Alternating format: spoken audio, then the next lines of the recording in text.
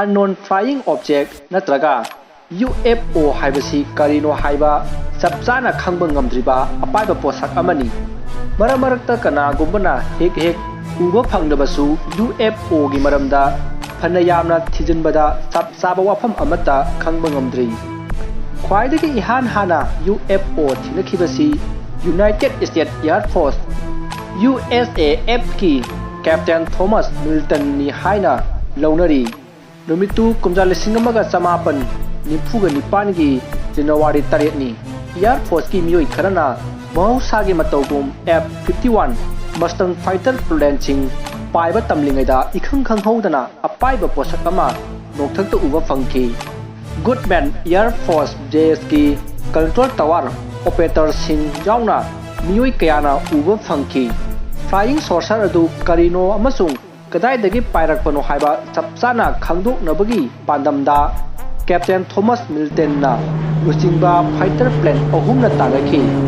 apaiba posak adu tanaba phanggadaba khajikta ngaire haina Milton na control tower da paw piramlaba matung ngaihak leiraga amuk hanna paw phaunaba ngamkhidrei negative K, nothing further, just see the cab in the corner.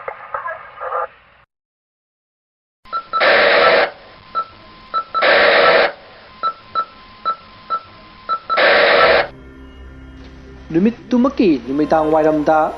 Goodman Air Force Base ki mile 90 rom lapa mafam amada Milton gi thawai yawdraba haksang amasung mahata tongkhiba fighter plane gi ati akai sing thenakhi angakpana thallaba UFO na attack torakpada mental sikhibani haina matamduda miyamna chibon ngangnakhi US Air Force na sengdok warol kaya thadoktuna phanai yamna honnajarabasu miyamgi singnaba amadi chamamnaba kokhanba ngamkhide lanpham kayada saruk yaruraba thoidok hendokna haithoi singthoiraba pilot adu Venus planet pu flying saucer oiraboi ningduna tanarubada thawai thakhibane haina US Air Force na sengdoraki wafamasi miyoi ayamana pak hek thajaba ngamkhide mental gumba khang hairaba misak amana plane amabu UFO na uramgani haibasi pangkhai haijin bawani haina launakhi masigi sumathakta control tower gi operator singna Venus planet pu UFO na ufam thokte hairi mental laikhitraba matung numitara mangani leiraga official oina thigatpada UFO leibagi khudam kaya phangbangamki mental sikhiba numit adugi tha taruk rongi mamangda UFO na mafam aduda pailaklambagi thodoksu khanglakhi amukna kumja lising amaga chamapan nimfuga taret ki June 13 da Kenneth Arnold na Washington gi Cascade Mountain manakta langchak langba korokoiba apaiba posak mapal uba fangki matamduda atopa planet amadagi thawai panba kambu amana malem art asigi phibam yengba lakpani hainasu UFO gi maramda thijinda miyoi kayasu leikhi private pilot ama oina mathau tauba Kenneth Arnold na $5,000 gi reward phangnabagidama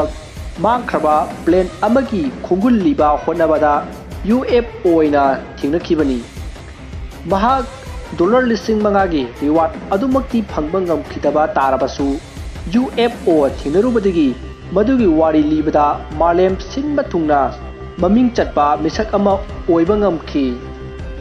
yamna ngakningai oiba mawongda korok koina apaiba posak khara thingnakhibasi Kenneth Arnold mathanta nati kumja lising amaga chanipan humfudaraga mangagi January 13 da Trekkerski lomi amasu apaiba posak ama uba fangki malemgi ani suba lanjau matamdasu ngakningai oiba mawongda apaiba posak kaya uba fangki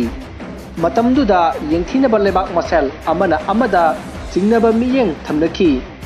yamna ngakngai oibadi flying saucer adu pungda mile 1,800 ki changda yangna paikhiba aduni Kenneth Arnold gi mathangda pilot ani amasung intelligence officer kharanasu Alabama gi Montgomery da leiba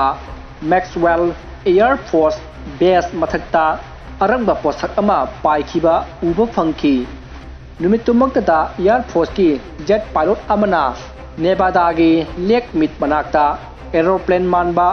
angakpa posak manga taruk paiba uki numit kharni leraga California gi Moses Desert ta leiba US ki aronba Air Force Test Center amana angakpa posak mari chingningai oiba mawongda paikhi haina pau piraki numit kharni leraga California gi Moses Desert ta leiba US ki aronba Air Force Test Center amada angakpa posak mari manga chingningai oiba mawongda paikhi tungda ikan kanadana Adwat Air Base ki officer kayanasu UFO bagi thodok mathang lauthoknarakhi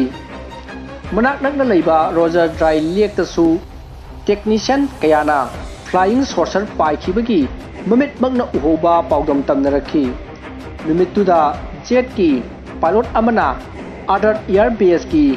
kharomda mile nimfu rom lapa mafam amada plane pairingai dasu